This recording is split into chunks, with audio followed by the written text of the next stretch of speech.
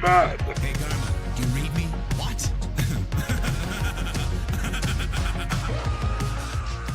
Hello and welcome to episode 10 of the WCGA podcast. I probably just blew out everybody's ears that's listening with headphones, and if I didn't, good. My name is Dan. Go by Dan's Dragoon on Instagram. We are here today with Mr. Lang. I'm Where Lang. can find you? Find me on... Oh, wow. I forgot my whole tag. Skyfire Nice. Riser. And Tim? Nope, too late. Hi, I'm Tim. On Instagram at tintab-studio. Yeah, so we do have a special guest today, Mr. Tim Tam, who is the under 21 GBWC champion of the United States of America. One of these three are not a champion. Oh, why are you here? What? Yeah, how did you get in here? How did you get in here? I ride coattails. That's you what I can do. find this guy at Skyfire_Riser on Instagram. Come see One me. of the coolest people you'll ever interact with, either online or in real life. He's the best. He's the best. Stop it. We don't have a sponsor this week, so we're paying for this episode out of our pockets. Now, so here's a quick heads up for everybody. We do have Tim Tam in here, and Tim Tam is part of the club, but I want to make sure that Tim knows that he's not going to just waltz in to the podcast like he owns the place, and it's no big, like we're gonna be rolling some hard questions at you today. We're gonna bust your Tim Tams. His Tim and his Tam. So with that, let's start off really quick with look, what did we get? Did anybody get anything this week? I got stuff. In fact, I might have to step away if a package arrives at the door and I have to sign for it. Just Oh my lord! What if we have an unboxing during the cast? That would be really pretty sick. hopeful. Okay, first up, I'm gonna try and shotgun these as best I can. I kind of went on a 00 splurge. I got Gundam 00 box art stickers I never knew existed, and I found those. I got a Virtue box art keychain. Never knew that existed. That's crazy. Can you show those stickers again? Yeah, so they're 1.5 by 3, give or take. How'd you even find these? Yeah, see, here's the curios. Guess where I found them on our sainted the mama. mama. Yeah. Yeah. I found them. That's crazy. What did you search for though? It was just Gundam 00, and they've been having people. This is why it's hard. In the world, there's a word of the day when everyone screams when you say tariff. Ah! So I kind of went crazy and started searching. I would just look Gundam 00 and then go into the different categories of what's on sale. So I would go to books, I went to accessories, I went to all those things, and I went a little nuts. Like this is a fun one. Check this out. A gaming mat. Susanoo versus the 00. Yeah. How cool is that? How thick is it? Oh, it's like a nice thick one. Yeah. It's a gaming mat. It's kind of awesome. What does it smell like? Give it a smell. Well, not that big. Like Dan at the gym. And then I've never been to the gym. These are really cool. I got fastest modeling guide for 00 kits. You need that. And then hobby, what is it? Denki? Yeah. That one right here. Denki hobby and then there was an Denki insert hobby. that like made my day because it's 00 and Gurren Lagann, like a nice little surprise that I got. So that was all really cool. I'm gonna show this off because Dan, I stopped by his house yesterday and started like rummaging through his garage. He gave me old school Transformers. And mind you, Dan, when he takes care of you, he takes care of you.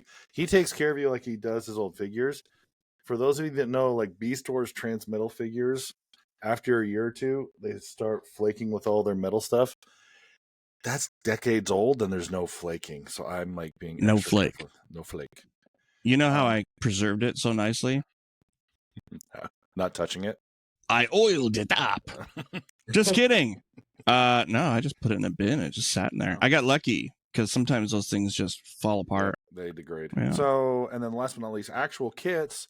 I've been whining how I have orders incoming. One of the 5 orders I have out now came in, and I got this set, which is a Gridman, or for US folks, Cyber Samurai sets that are really cool mini plus. I got that one, and then an additional armor add-on for the King Dragon, I believe it's nice. called. Very cool. Yeah. Very cool. That's really cool. I'm very excited for these. They're fun, too. So you're having a bit of a midlife crisis. Just buying. Yeah. What's the apocalypse that's happening? Like, what are you worried about? Nothing. What's causing you to spend all this money on Mama? I feel like you're trying to hint on something, and I don't. So, anyways, I got myself something this week. I got this Gundam Bible. Now, not just this one. I bought like 7, but I'm just gonna show this one really quick. If you don't know what these are Gundam MS Bibles, and this is the 2nd issue. They have like 150 plus of these, but each one it's a magazine. It's like 30-something pages, and each one is about one specific mobile suit, and this is about Charge Zaku. And each one has a cool little fold-out centerfold. Centerfold, yeah, if I can get it. Oh gosh, a mess. It's got a little centerfold picture art. Oh my goodness, very cool. That is actually look at him. Cool. This is like he's flying away from the explosions because he's too cool, and he blew up all the different, battleships. And then it goes. There's like a timeline in here of like mobile suit design, like how how it arrived at the Charzaku, and then what it also evolved into, and all the different versions. I love that. It is in Japanese, so you need to get your Google Translate out, but it's super fun to just sit at your desk, pop out your phone or whatever, and start going to town on all this lore. This even goes to the trajectory of the colony drop. It's like, in case you didn't know, this is how it happened in the different stages, and so yeah, it's pretty neat. Very cool. You can find these on Suruga and Suruga. I'm so used to calling it Sugar Mama, I forgot what it's called. Yep. Find these on Suruga for like $4.80. Yeah. Free shipping. So definitely check these out. They're really cool. That's what I got this week. I got some little crystal figures too. I'll show those maybe next week or something like that. Okay. To add to my collection. Tim, did you get anything? Unfortunately, no. Other than just busting your butt in school? Yeah, he needs sleep. When he gets sleep, that's what you need and deserve, bud. Yeah. How is that going? How is so tell everybody what you're doing in school. Yeah, so I'm a double major in industrial and sustainable design, which is essentially product design. And I've been working my ass off for these final projects. They're making me make a lot of products and experimenting with different materials. So yeah, it's kind of what I've been up to.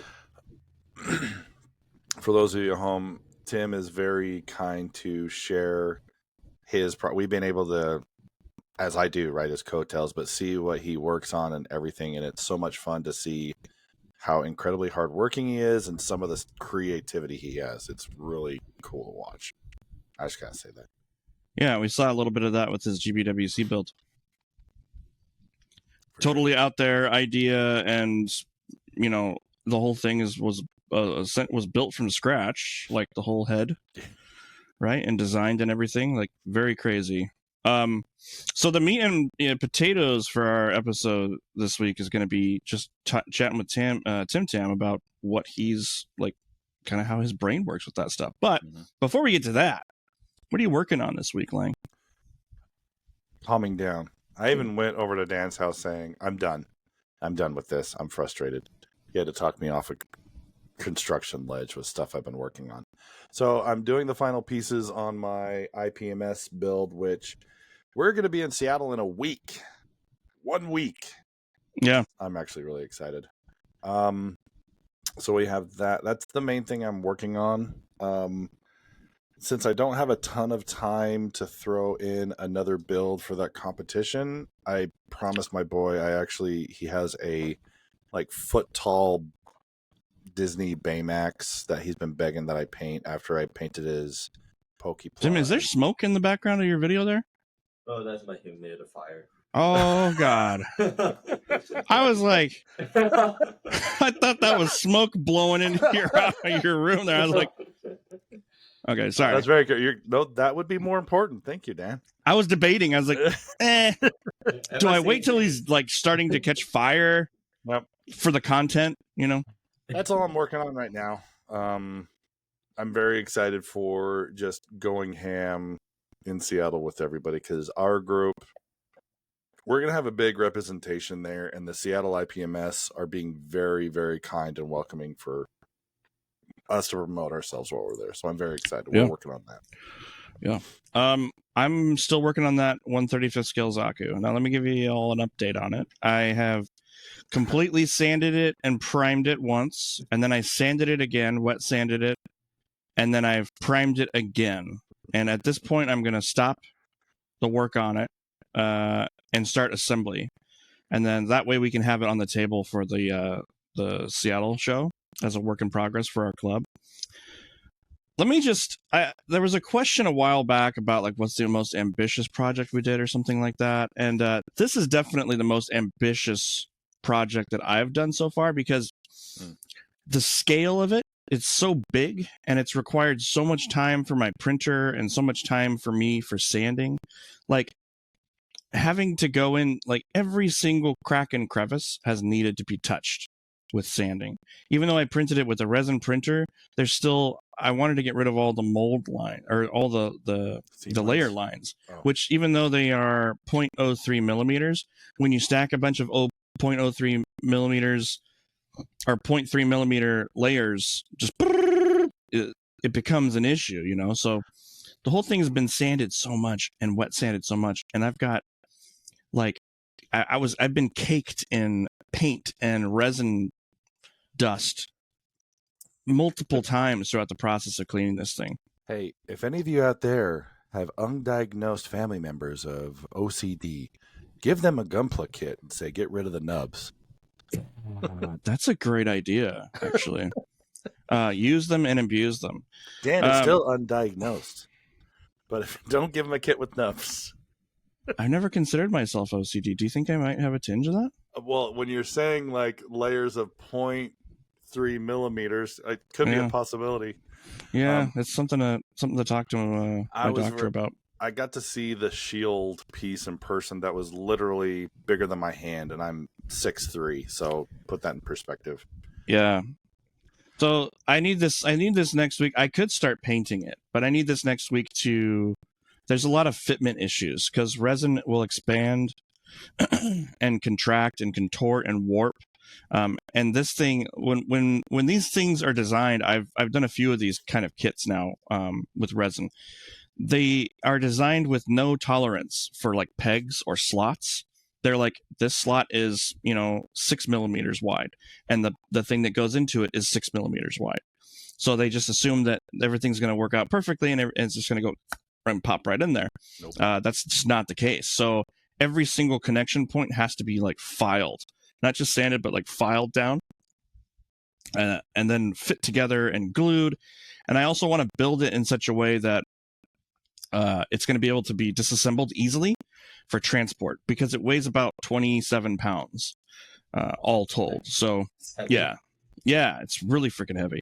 So and then I'm gonna light it up, obviously, with some LEDs, just a few. But yeah, most ambitious, definitely. And this thing has cost a lot of money. I don't know if people know like how much resin costs, but it's about $30 per 100 milliliters. And this kit, like the legs, cost about $30 a piece because they're giant trunks, for these legs. So this thing's been extremely expensive, and then you have to buy all the hardware for it. So when this is done, I'm taking a break from resin printing for a little bit, kind of get back into model kits. But yeah, just wanted to give an update on that thing and let you guys know that I want to ram my head through a wall and die. Oh, don't do that. Don't do that. Yeah. So as far as like builds go though, you are working on the radio for yours, which is also 3D printed. But are you changing? Are you pivoting? Thanks for spoiling it. That was a surprise for everybody, Dan. Jeez. Was that a? It was. I wasn't going to share that until. Anyways. Well, wait. I didn't say what it was. Did I say what it was? You just did. Or did I just say it was 3D printed? You said radio. I had a 3D print. Well, let's of just. the Xeon. I'll cut this out. I'll cut that part out. It's okay. Don't cut it out because this is funny. Because it was my whole frustration. I had a 3D print of the base body of the Xeon radio from Gundam Thunderbolt.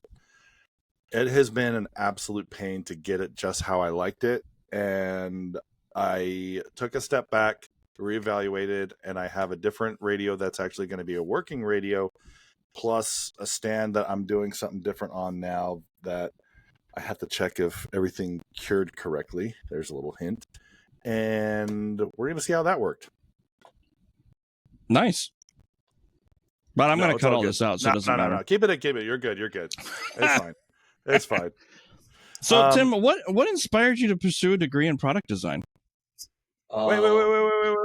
I'm gonna deflect real quick. I'm gonna do a quick news blurb because Ian, even though he is not with us, he literally just sent in our messenger some pretty big things that just came in. Let me see if I can pull those up real fast. Well, I'll do. What's up? Is it news related? Yeah. Oh, okay. Say that. That's why I'm gonna do a couple of quick blurbs for news that I thought were.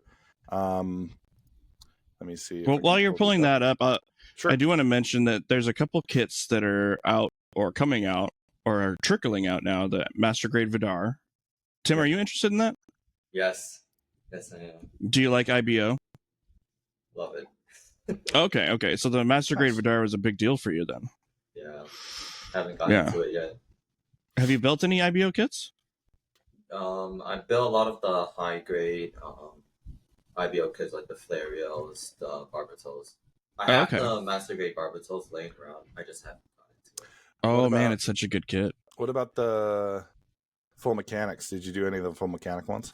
Oh yeah, I do have a full mechanics. Cool. I used to do this. Very cool. So what is this? Overwatch 2 X 30th Gundam Wing? Yeah.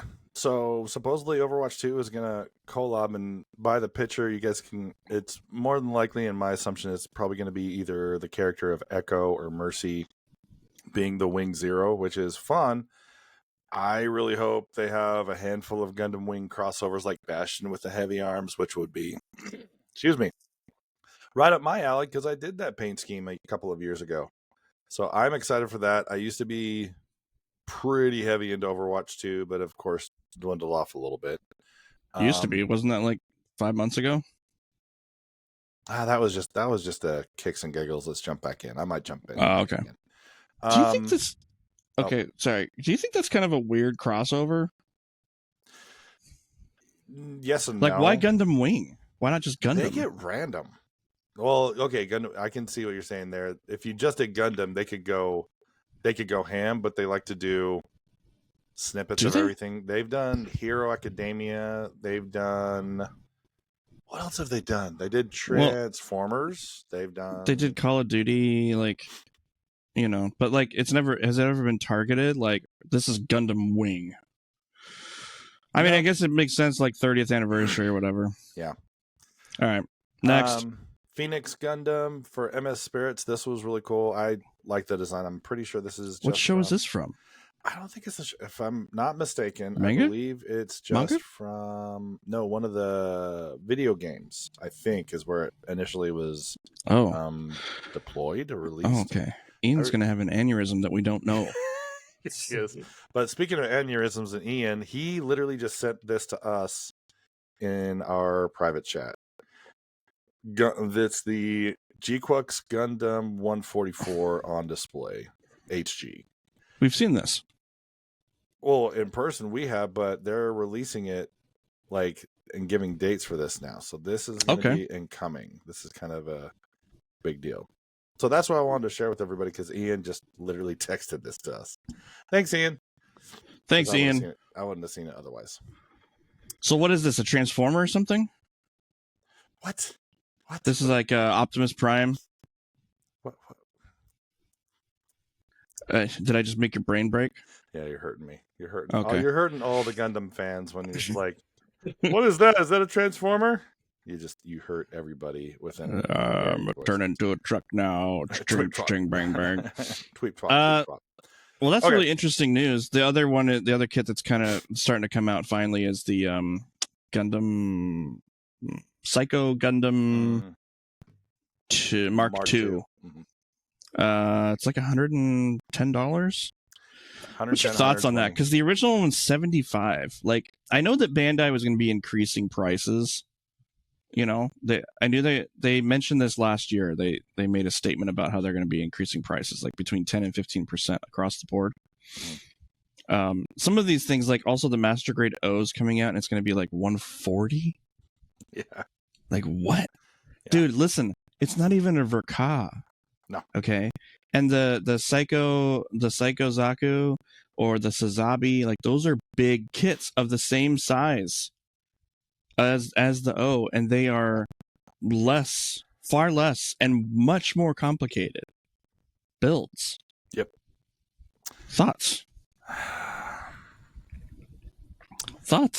It's Tim, as a product designer. Ooh. What's going on here? Oh, I think it also has other plays with what's going on. But, Sure. There's going to be price increases and stuff like that, but like this is the MSRP that Bandai is setting before it even gets here. Gosh, can you imagine though? So it's like $140 for the O, and it's going to be more. Yeah. So it's like what? Pieces. What are we even doing here, guys? What are we even doing? We're going to have to start relying on backlogs like never before. I'm going to have to build my backlog. It's already built. Or it's built up. I mean, like build from it instead Gotcha. of buying kits and building them. Wasn't there one just before this Mark II? Was it Destroy Gundam? Yeah, the Destroy is 118, I think. Yeah. MSRP or something like that. Yeah, I don't know, man. Like, I don't understand it. Far less pieces than these classic Verkas master grades that are far more detailed and advanced in terms of building. Far less money. It makes me wonder with your argument of like MGs, why don't we get more MGs? Some of the more basic MGs, they're not going up a bunch in price. Why not aim to release more of those for a higher price point and hopefully make a little bit more money? Because the HGs, those can get pretty stale with the amount that they give out. It just feels like it's going to be a surge. Things are going to dwindle and hopefully kind of come back. I think they're going to adjust, and I'm curious how that adjustment on scales and price points is going to change, hopefully. Yeah, I don't know. I think part of the issue in my mind was that they tapered off master grades like right before the pandemic. Yeah. There was started to be a little taper, and then the pandemic, and then it just went bonk. And that same thing with perfect grades. All they're doing now is perfect grade unleashed. Apparently, they don't even care about the regular perfect grade line, and they don't even really care about the master grade line. They just care about master grade extreme lines. So like I don't know. They are doing a restructuring for sure. Yeah. But I feel sorry for the engineers and the modelers that are like working for Bandai. Of which I'm sure they have a ton of talent, obviously talented, crazy talented people making designs, and then Bandai is just like, we're not doing any of that. We're building it. We're doing high grades. We're doing 15 high grades this year, and we're doing another 15 premium Bandai high grades this year. And the master grade department is just sitting over there going, "Hey, pick me, Bandai, pick me." You know what I'm saying? Yep. I would really be curious to know like the internal workings of their employee structure for like departments of like different grades. I don't know. Speaking of which, Let's get into it, Tim.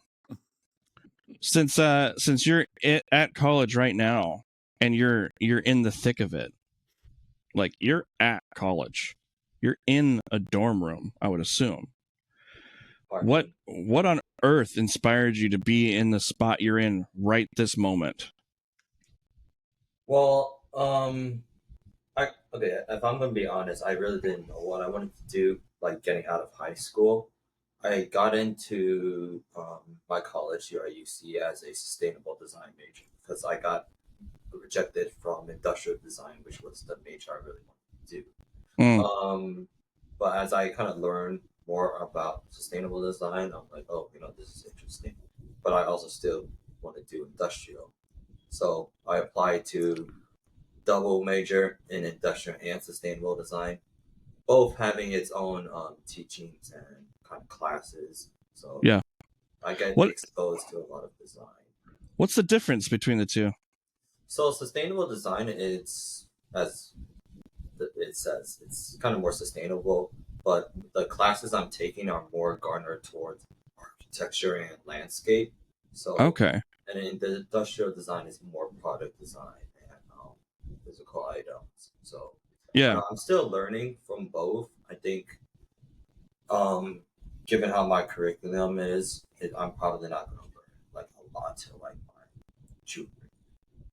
Yeah. Well, what year are you in right now? You're sophomore?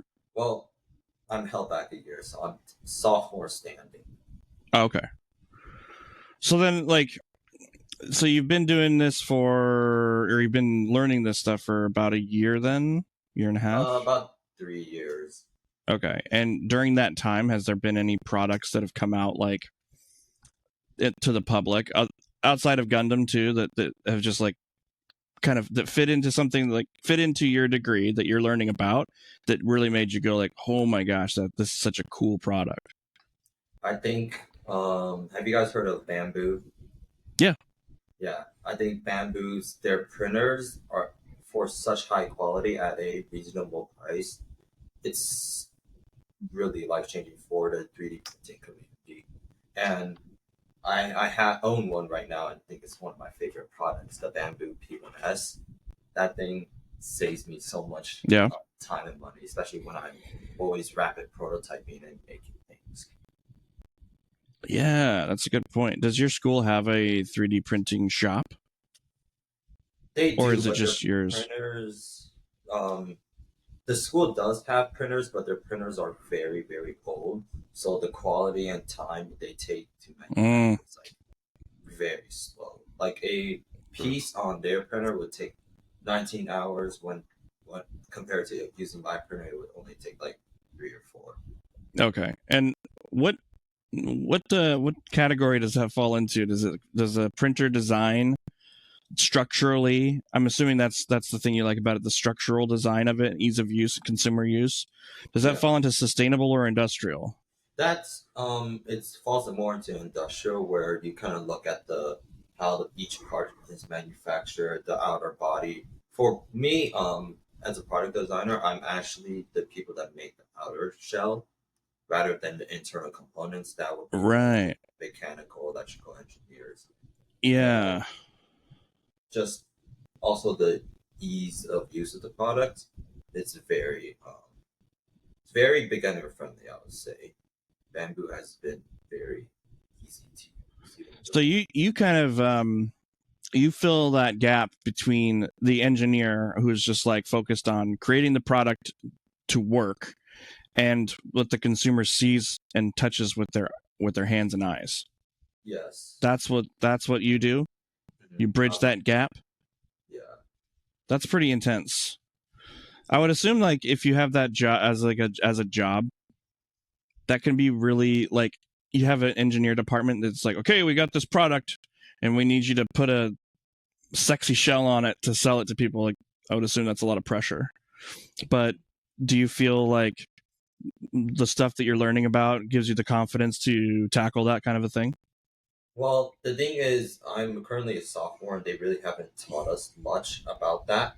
But because I'm kind of impatient, but I kind of teach myself a lot of these things. So Yeah, I've worked on products that where I've been assigned to do the outer shell of it, and that actually is a bit more complicated than it sounds. Where you have to work with the electronics, and you kind of have to cater your design either to the size of the electronics, or you have the Right. restrictions to what you can do Yep.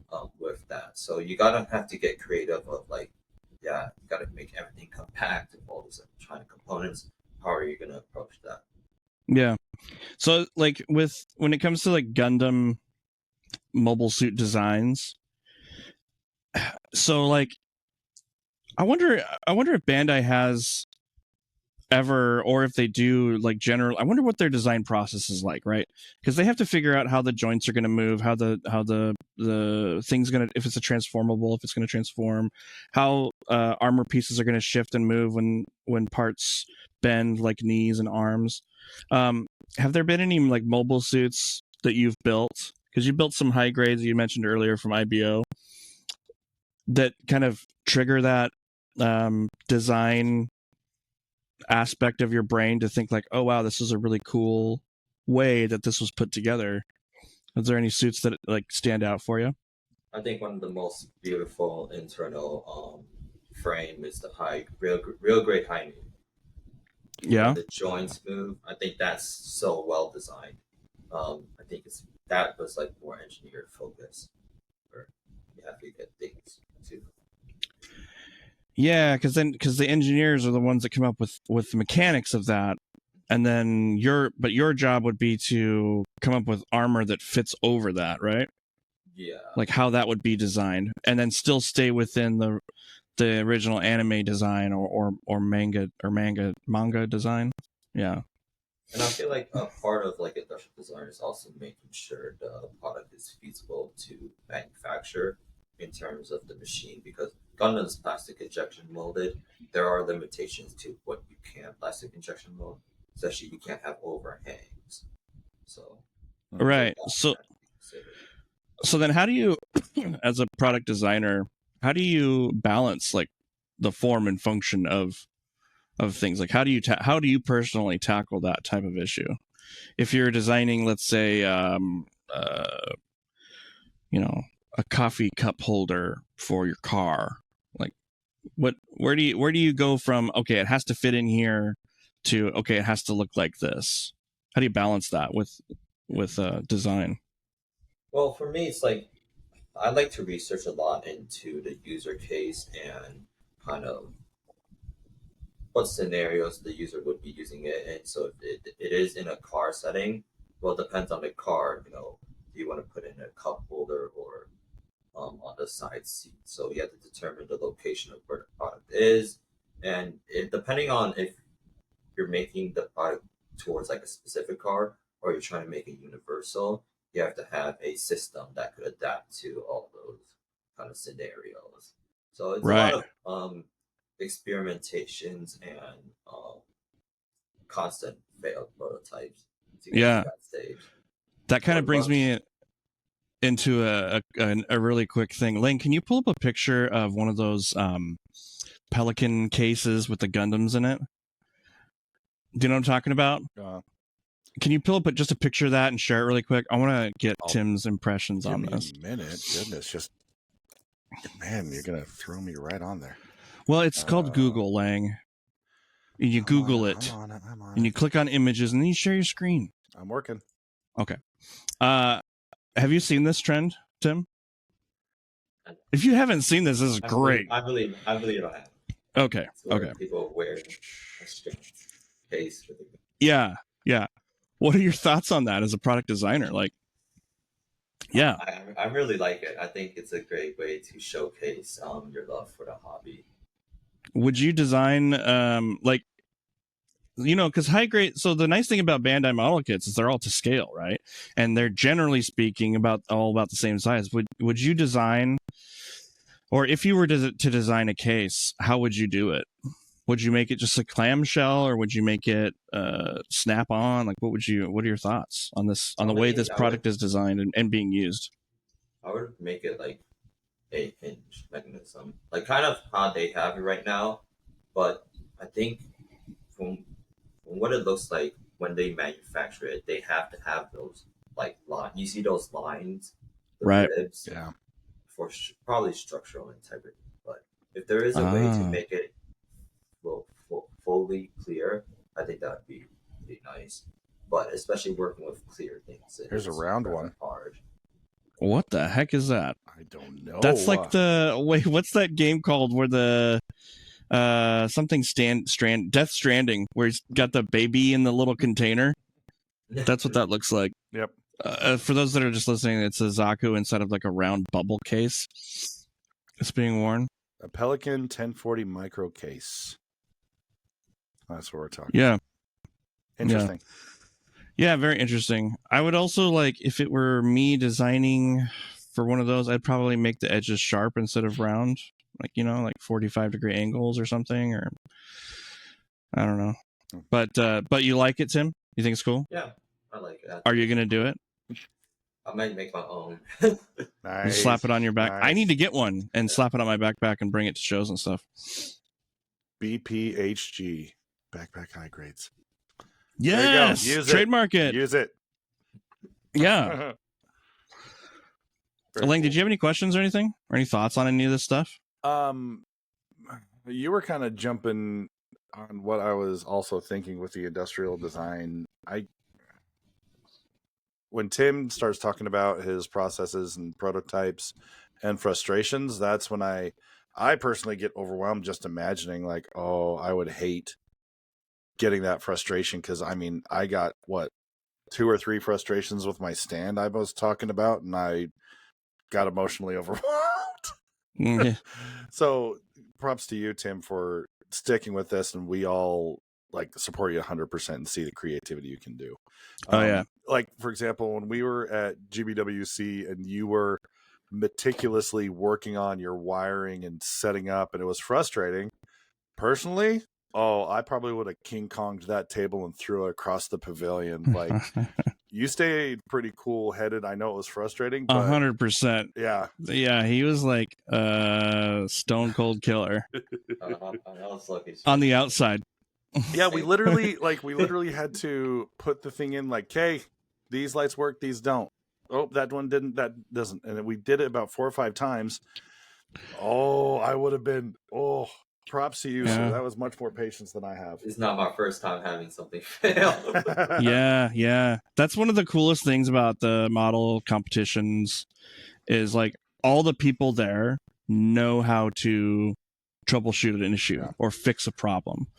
And then Bandai even had a repair station there that had like every tool that you could ever use to build a model kit was there. And they had like signs saying like, this is where you come to get tools. And they had like, I went over and asked for a dust brush, and they had like, and they pulled out this thing with like 7 different options of dust brushes. I was like, electrical tape they had for us. They had tons of different pliers. They even had soldering irons there set up and ready to use. Did you see that? I didn't see that. Yeah, they had soldering irons there. They had glue. They had paints. They had it was the whole 9. Because like their main concern was like, we want you to be able to get your model up. Yeah, you know. So it was really cool to see that. Yeah, that's just mostly me. When you guys are talking about this, that's where my mind goes. Trying to think of questions is overwhelmed with, the situations. Trying to imagine the situations mostly. Yeah. So, if you have you designed anything at school for like a project yet that you can talk about? Because I think you showed us a minion butt candy cruncher. Grinder. Yeah. Did you design that? Yeah, I designed that. So we were given a prompt to make something that dispenses candy. And I was like, everyone's like making gumball machines, or some sort of like internal thing where you see the gumball move candy. So I was thinking, I like to think out of the box. So what I approached the idea with was, I wanted to crush candy for cupcakes instead of this. Oh, so smart. So then you just take any toppings you want for a cupcake and just sprinkle it on. I wish I had the model with me, but it's at a design show right now. Nice. Yeah, That's a better. that's place for it really. right now. I Not freaking love it, and I want one for my kids because they eat cupcakes and they eat ice cream all the time, and for them to be able to throw their candy in and grind their candy to come out of a minion's butt would be so much fun, dude. And my kids would probably love I want to do this and sit there with it and not even eat it. Like they would just want to play with it. That's what my kids would do. It was a very cute idea. So you have the minion, you take it out of its pants, and then you can grind it up. I could show you the 3D file I made.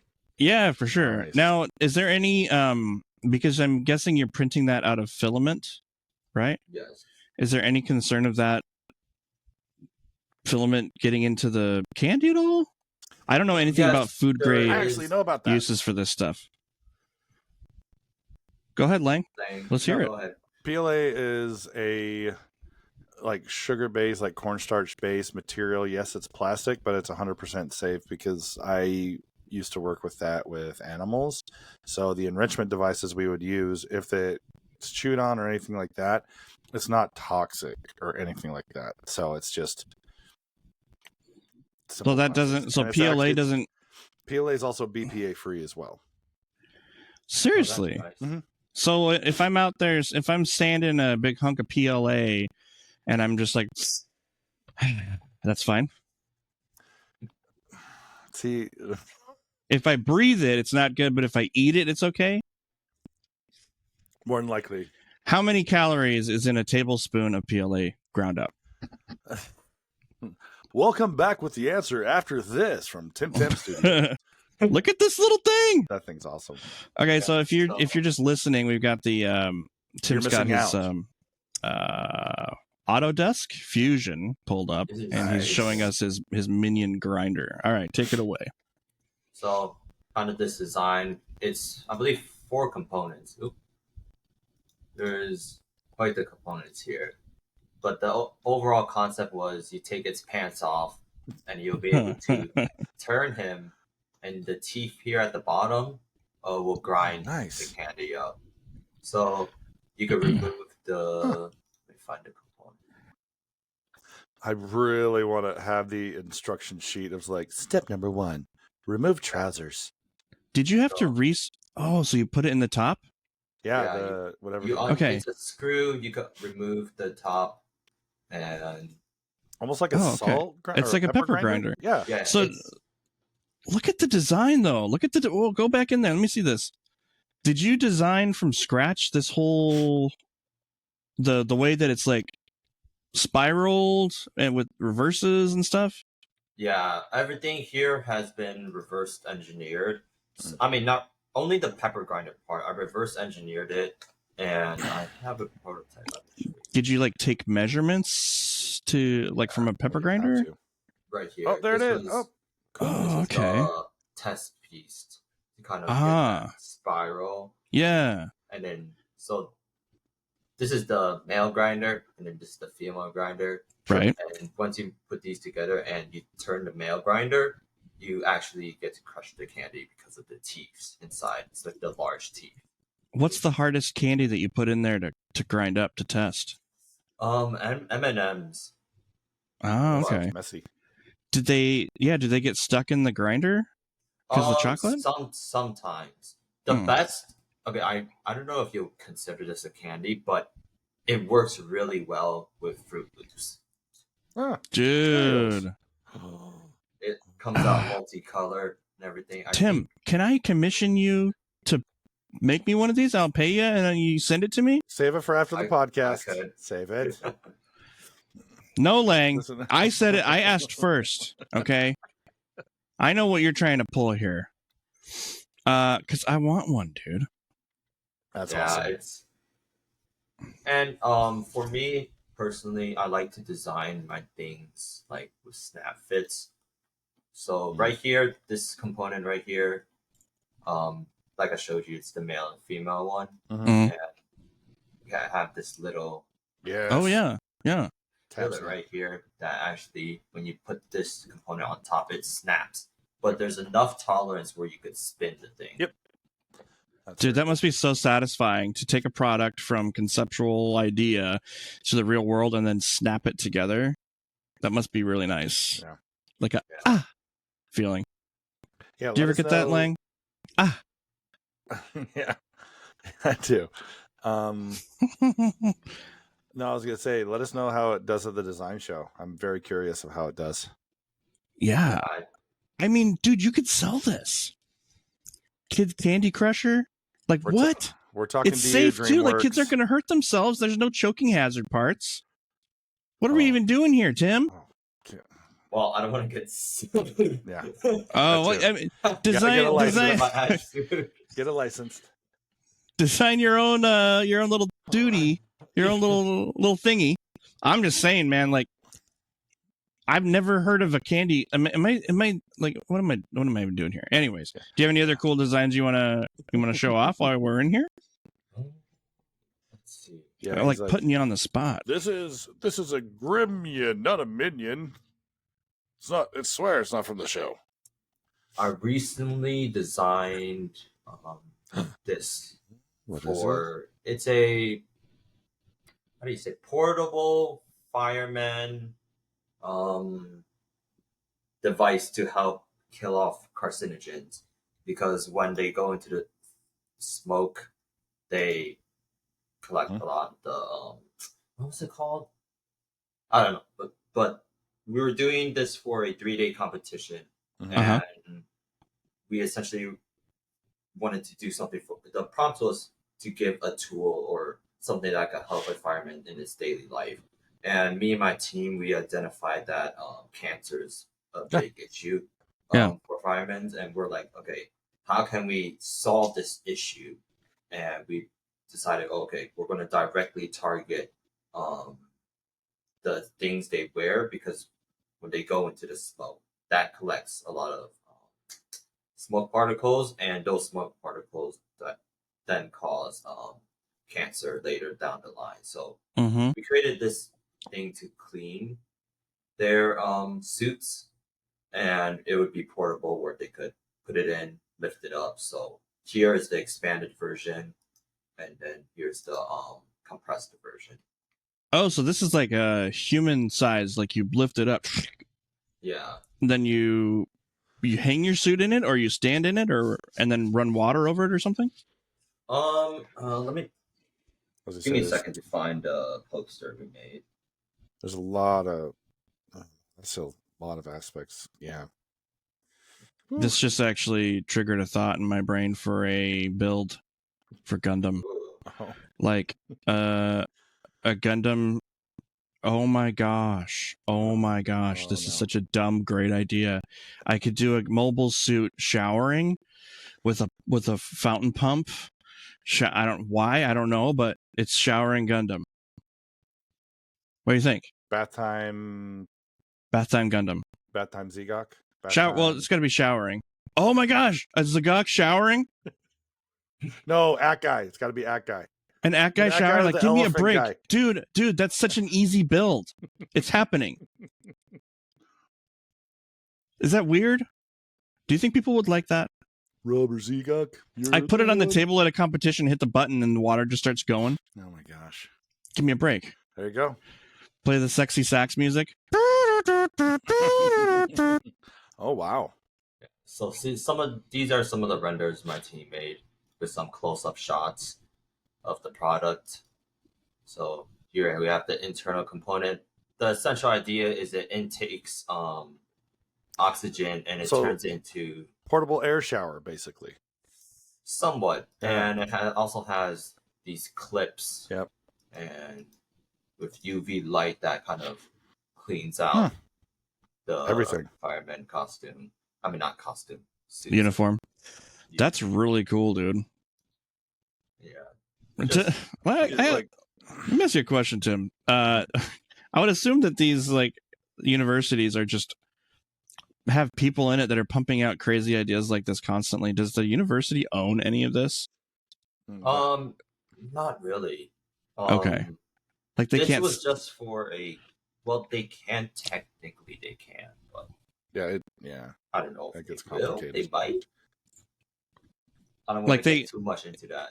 Yeah, well, that's an interesting topic, though, because, yeah, I'm sure that's come up before in the past, right? It was created under the umbrella of the blank of blank university, so we own 10% or something. Depends on where they get the grants and what. Yeah, it's a whole thing. I think a huge issue right now, given that from the perspective of a product designer like me, it's IP and protection for your idea. Yeah. Even though you created it, you're not necessarily the individual that owns it. Right. Until you go through the legal issues of patents to really protect your idea, anyone can essentially take that. Yeah. So I'm sure you guys are aware of how kind of secretive I am of some of the things I make. Necessarily so. Yeah. Just for that purpose. But regarding this one won second place in a competition against engineers. So I'm rather proud of that for representing my region. As you should be, because it's having a product that like just helps humanity is awesome. Love it. Very cool. That's crazy. Thanks for sharing that with us, dude. That's really cool. Yeah. Is there any plans with that particular design to like do anything with? Well, funny thing is there actually is. We had our poster for this project in the design show, and someone reached out that does research into firefighters and the cancer issue, and we're meeting with them I think next week to discuss further plans with this product. So it is pretty interesting. I think the concept there was executed pretty well, and it did intrigue them. What would it be manufactured from? Because I would assume it would need to be light enough to be transported. I like the fact that it fits down into a thing that could slot into, like a fire truck or stack into a firehouse, I think, what do you think it'd be made of? We haven't really considered the materials, given that it was a 3-day project. It was more, can you take this concept out? But I think maybe aluminum, because it does need to be hollow. But I think design constraints, it's like you want to create your design with as least materials just to save costs. Right. And you try to have as much repeatable components in that. But that's something I'm still trying to figure out. I have one last question for you.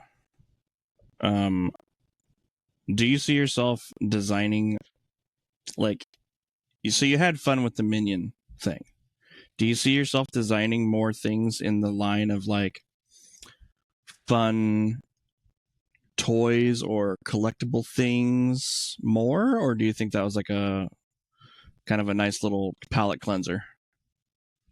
I really did enjoy making the minion. I think the user interaction with spinning it, taking the playful, taking it out of the hands, and then putting the googly eye on it. I think that is something that I do find interesting, but I'm not too much experienced in that field. But for collectibles, it'd be more of things for like tools. I don't think I've tried to model Gundams, but with not that much success. I am learning to reverse engineer, reverse design components. So that is also something that I think if I do like perfect, I could replicate Gundam parts. Absolutely fascinating, dude. Tim, thank you so much for like letting us pick your brain about this stuff. I'm sure we're going to have you on again in the future. Stuff, yeah. Keep the designs coming, my friend. And I'm going to reach out to you about getting myself a minion, if you're okay with that. Yeah. Should we get into some questions, boys? Let's do it. Let's see. We got some up here. Let's ask the first one to our guest and throw it out there. Are you ready, Tim? What tool would you love to have that has yet to be made? What tool would you love to have that is yet to be made? I'm assuming this is for Gundam stuff, yeah? Or model kits in general. Or if there's one you're really craving for your stuff, that would be pivotal too. I'll be honest, I see dandies in that one. Sander. Especially, I sand a lot, especially for product design as well. It's a lot of my hands start cramping after a long Yeah. time. Yep. Especially since I do a finishing process for products, so it's like you prime, spackle, sand, prime, spackle, sand, prime, spackle, sand.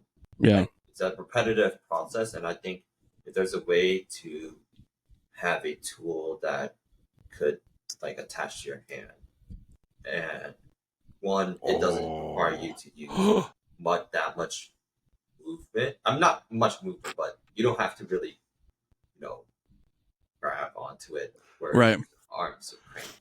I think something like an ergonomic handle would be nice. Yeah. My mind went straight to like a sanding glove that just like Vibrates. that could be. Tim went where I went. That could be dangerous. What do you think? I don't know what you guys are talking about right now. Elaborate. So I will say that the sander that I use it's by a brand called David Union. And it's like I think it's like $120 on New Type.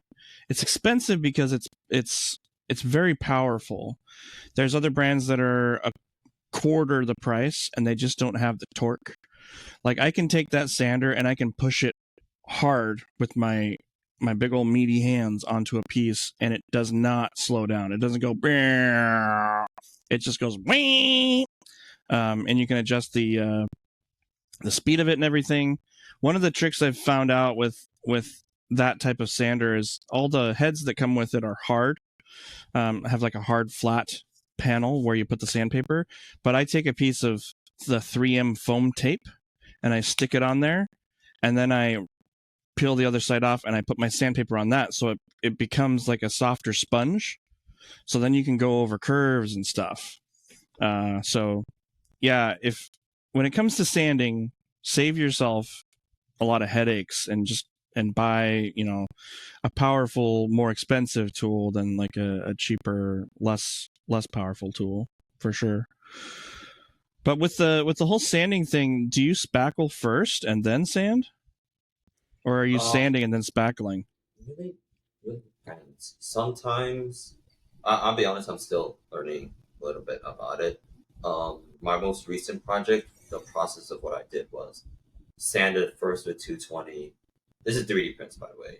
Yeah. FBM. Sanded first with 220, then hit it with a spackle, then wait for that spackle to dry, sand it again, then prime, then see the imperfections, then Right. spackle, prime. And I would go from like 220, 400, and then from 400 all the way to 3,000, and then wet sand, and then you get a really polished. Yeah.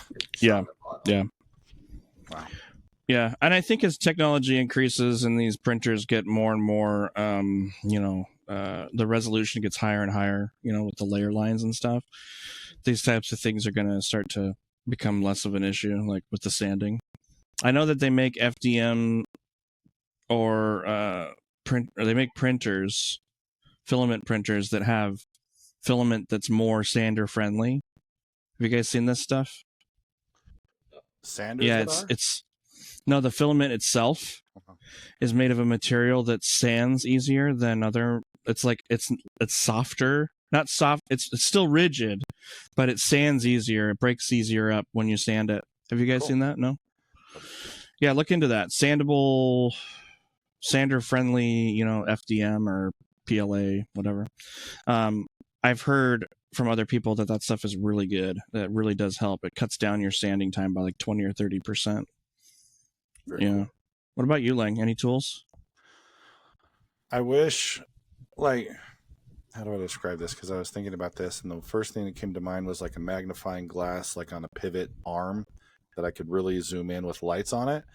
Yeah. And then something that I would really love is to have a vise attached with it for water slides.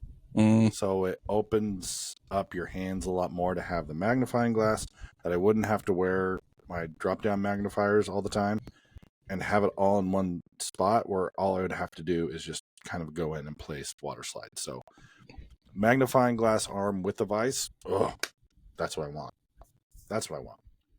Yeah, and especially if it was if it's compact, that you could put it in a drawer. in a drawer would be nice. Well, yeah. Even just on an arm, because I would probably use that magnifier more often than not. So I would want that. Maybe just in this attachment. I don't know. I'll make it. I'll tell you, Tim, make it for me.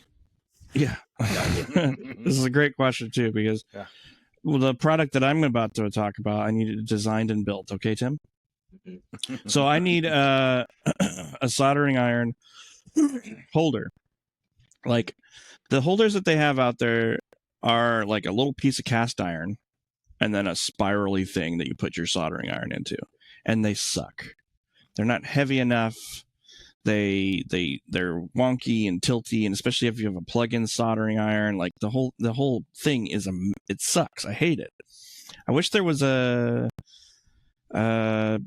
soldering iron holder. It doesn't have to, like maybe just straight up and down, but just holds the soldering iron or off to the side. But if it is that way, like the weight needs to be distributed properly. I don't know. The things are finicky and wonky and weird. I don't like them. So I wish there was a tool like that just made that process easier. Oh, I'll definitely be looking more into this as well, because I also have the same issue, but the thing is I have kind of just a metal piece that slants up to hold my soldering iron. Yeah. So all the options seem either they're really cheap and crappy, or I guess that's it. They all just seem cheap and crappy. I should probably look to see if there's a really expensive version of a soldering iron holder, but I also want it to be able to fit into my drawer. You know what I mean? Like I want to be able to put it away, because it's not going to live on my desk because I'm not soldering all the time. I just do it at the end of a project. Right. So yeah, that whole space, that whole niche of a space needs a redesign big time. I think there is a lot of stuff that does need to be redesigned that has just been around for a long time. Yeah. Cool. Next question. I'll start, and then we'll go to Dan, and then end with Tim on what is the weirdest medium or material you've used on a model. Personally, I haven't gone too crazy. The only thing I've used is blast effects as ice, just as a visual, but nothing. I haven't gone too out of the box yet. What about you guys, Dan? So there's been a lot of times where I've had to reach into the junk drawer in the kitchen to find looking for a solution to a problem. One of them is filament LED lights are very bright and pronounced in their own line, but to diffuse that light, I've found that putting a matte top coat over a thing that it's behind helps to diffuse that light. But sometimes you need that light to just be there. Like in my my core fighter that I did, where the guy's holding the wand up, to get that light to diffuse, I used that corrugated plastic sheeting that's got like little tiny squares in it, or little tiny tubes that are square tubes. Have you seen this? Like for what do you use it for? I don't even know what you use it for. It's plastic sheeting that's corrugated like cardboard. Okay. And I cut one of the tubes off, slid it over the thing, and heated up with a heat gun to make it round, and use my fingers on it. So that's what I ended up using to diffuse the light. Yeah. So that's definitely the weirdest medium I've used. But honestly, sometimes like just digging through a junk drawer, going through your closet, looking for random bits of crap. That's how I troubleshoot problems sometimes. Nice. Tim? I mean, we could look at your GBWC build and say every single thing on that was pretty wild. Yeah, there's a lot of PLA plates, wood, the inner frame, lights, acrylic. Yeah. I don't know. It was a hard ass process to plan. I could actually show you guys the inner frame I designed. Yeah, obviously the biggest visual thing would be the infinity mirror, right? Like that's a pretty wild medium to use or material to use. Should we hit the next question? Yeah, you go for just 1 second. Okay. I'll do this one first then. What was the kit that made you question why was it built like this? So this is going to really anger one of the people in our club, but the Zoid that I built, just in recent memory, the Zoid, you know how on Gundams you have right and left legs, right? And you have, or right and left arms. Mm-hmm. And there's parts for each that are identical because they're identical. They're just mirrored. Yeah. On the Zoid, it was like the left leg has this piece with 3 pegs on it. And it goes here. On the right leg, it's the same piece, but instead of 3 pegs, it has 2 pegs. Why? It's the same piece. And it was like that everywhere, all over the thing. So for my process where I cut everything out, sand everything, paint everything, and then assemble it, really threw a monkey wrench into that whole thing because I was having to pay like ultra attention to parts as they went together, more so than I would with a Bandai kit. So yeah, that for sure. The Zoid in recent memory is the one that hits it for me. What about you, Lang? Master grade Exia or any variants of the Exia thereof. Oh, I know where this is going. The stupid shoulders. Why? What is it about the shoulders exactly? Because I didn't have problems with mine. It's where you have the shoulder has to go onto the peg first, and then you put the arm on, and then you have to snap it in. Snapping it in, dude, nope. It's the only one I've had problems with. I know other people. Don't a lot of kits do that though? You put the shoulder thing over the peg. Yeah, but the problem is that effects part makes it bend outwards, and it works against you as you're trying to put in the actual arm itself on the shoulder peg.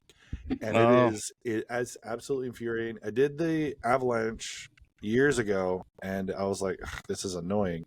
And then as a happy build this last week, I did the Ecopla Exia thinking, it's been long. I've forgotten all the hardships. No. There was a few times. There was one in particular I was just like, curse words, bringing back my farm lingo as I'm trying to jam that thing on.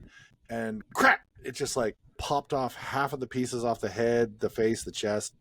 And I'm just like, Bandai! It was infuriating. So why that one that way? And so... Yeah, that actually kind of triggers my brain. I think pretty much every kit I've ever built, Bandai or otherwise, has something engineered on it that makes me go, why? Why in God's name? Why was it built like this? Yes, like why? What did someone do to someone to make them so angry to have to design it this way? No, see, for me, that's the only one that does it for me. I'm looking at all my kits right now. The ones I have in front of me, I have 10 right here, and none of them give me the same frustration. Not a one. Because they're HGs. Come to the HG side, Dan. No. Yeah. Tim, what about you? I think for me, the biggest pain for me was the real grade wing. The tolerancing for some of the pieces is just too loose. It just fall off from the slightest movement. Oh, is that? Yeah. That's also interesting too, because Bandai is always really good about fitment, but sometimes things leak. They get through the cracks. Yeah. Good about fitment? Is that a word? Fitment? Yeah, fitment. Fitment. Okay. Yeah, that's how parts fit together. Bad fitment, good fitment.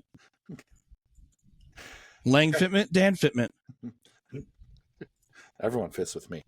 Background music you listen to while painting or working or creating. What's your background music? What about you, Tim? You go first. What do you listen to while you're doing what you do? I've been pretty heavy into street, so nice. Listening to that is to lock in. Yeah, for sure. Gets you in the mood, in the groove. Yeah. What about you, Lang? Dance a little. Oh, you say dance a little? Yeah, dance a little while you work. Okay, I want to see Tim Tam dance. Do it. Stand up dance. Snap it. Dance, those- boy.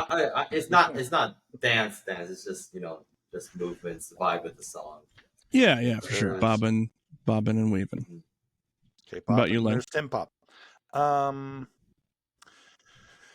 For me, background music is usually, trying to think. It's one of two things: either any lo-fi stuff if I'm really trying to relax, but if I'm really like, okay, let's get the job done, it's usually either a handful of bands I usually go to. I have kind of an alternative rock, Citizen Soldier, Assuming We Survive, Icon for Hire, that kind of rock stuff that I'm like, let's get it done. I usually keep that stuff on. Yeah, for me, I listen to audiobooks.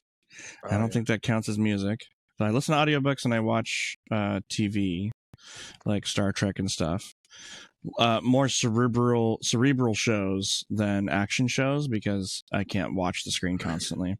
But if I only have access to music, it's going to be music like Metallica, Nine Inch Nails, Disturbed, Korn. I really like that stuff. If I want something less lyrical, I'll listen to, I don't even know what the genre is called, but like Carpenter Brute, Skrillex, stuff like that. I gotta say, on the TV thing, I have such a hard time like not going back and forth between the screen. You gave me a show. What was that show? Serial Criminal. Oh gosh, the one about the criminal murders. Yeah, Mindhunter. So that one was a lot more talking, and that was a little bit easier. And sometimes I'll put on a show that it needs to be talky for me, that I can either laugh at or listen to. Anything cartoon, anything action, nope, I won't get it. Yeah, that's a lot tougher. Yeah. Cool. Well, that pretty much wraps it up for this week. But we do have some stuff to talk about really fast before we end it. We got the spring show coming up next week. We're going to be up there. We're going to have a table. Come on out. Let's go. Yeah, Tim, let's go. So excited. Start walking now. We'll see you next week. We got the spring show. We're going to have a table. If you listen but you haven't met us, come say hi. If you aren't in the Discord, there will be a QR code for you to scan to get in. We're going to have our new banner and logo on display. Very excited about that. The Titan Zaku will be there. Kits for sale. Lots of our kits for sale are bringing stuff for the first time, and we are super excited to have representation there. Yeah. Model competitions aren't just competition. That's like you get to hang out, you get to have fun, you get to talk to modelers, you get to look at really cool models, you get to buy stuff. The competition part, you go, oh crud! There's no way I'm going to win against that, and then like you learn and you become friends with that person. Yeah. So, like even though like we do the competition circuit, our club does, but we're also like. Our club is so many different parts of the whole, and competition is just one part of it. So when we go to these shows, like Ling and I and Ian have in the past, like we have so much fun at the show, just hanging out and having that friendship fellowship going on. So we have that going on coming up next week. Everyone's super stoked for it. We have the 30-minute missions WCGA competition. It's still live. It goes until July 7th. Tim, are you going to jump in on that? I think. Dan, did you ask me to judge for that? Oh, yes. That's right. I haven't announced it yet, but that works great. Tim is going to be one of the judges along with me. For that competition. Champions get to judge, not other people. Yeah. So that'll be really fun for us to do that together. Tim is obviously a super accomplished modeler, and he's got an eye for design and critiquing, and all of our critiquing is going to be very what's the word for good critiquing? It's going to build you up. It's going to build you up, not tear you down. Constructive feedback. Yeah, there you go. So that's really exciting. We've got our prizes are confirmed for the 00 Trivia Night, which is happening. We don't have a date on there. Mid-July. So it's going to be a busy July. We've got really quick. We've got the PG Exia with Cosmos lighting kit. We've got 2 high-grade Trans Am color variants that are really hard to find. You're not going to find them in any stores right now. Those had to come from Japan. And then we have a master grade 00... Come on. 7 swords. Clear. 007 swords, riser, 7... Not riser, just 7 swords. Say it. What is it? The MG 7 swords clear. Super rare premium Bandai kit. Yeah. And then, of course, the Jamboree, which we're going to say every single week until it happens. And then we're going to start talking about the next year's Jamboree. We also have one new thing. What? Real quick shout out. Last week, we kind of missed, or I completely missed, on our Discord. Thank you for all the questions that we get. We now have a repository of questions. Keep sending them in. If you're like, why do you ask my question? Because we're saving them, and Dan pulled my reins back because I like getting to all of them as much as I can. But no, we're gonna spread them out. And having a repository is nice. We did a drawing for MOE from the Discord. Won a custom Lefrith with 30-minute mission kit bash on it with a stand to represent the Gemini Mark 39 color scheme. That's really cool. So congratulations to them. Yes. Also, we have... Let me get this pulled up here.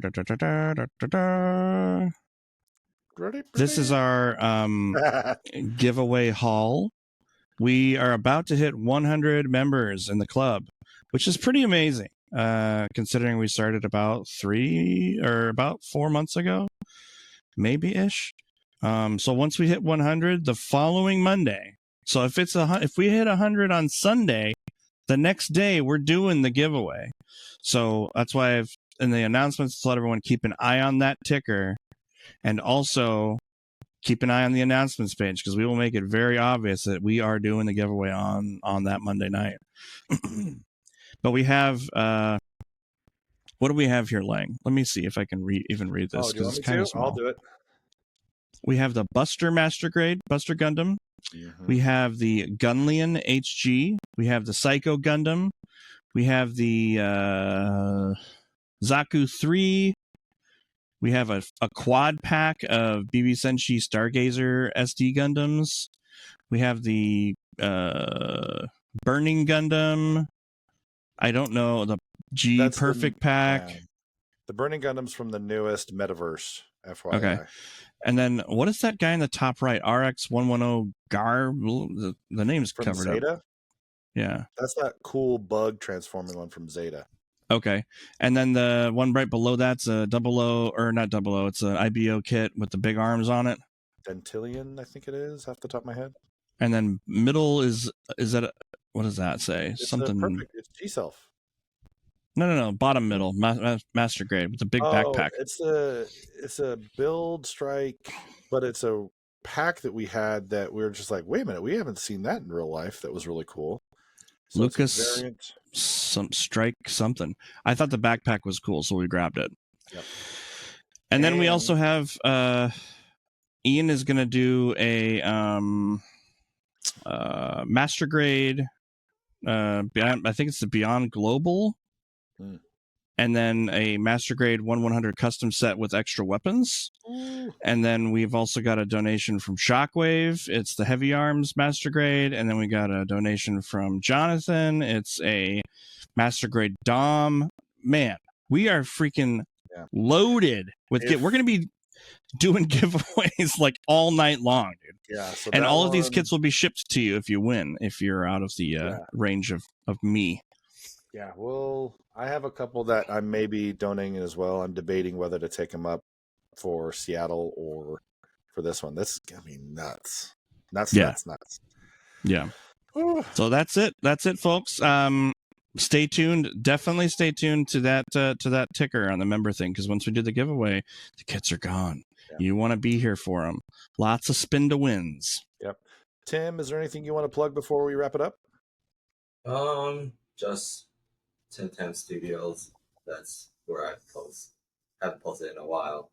Look forward to Tuco Design.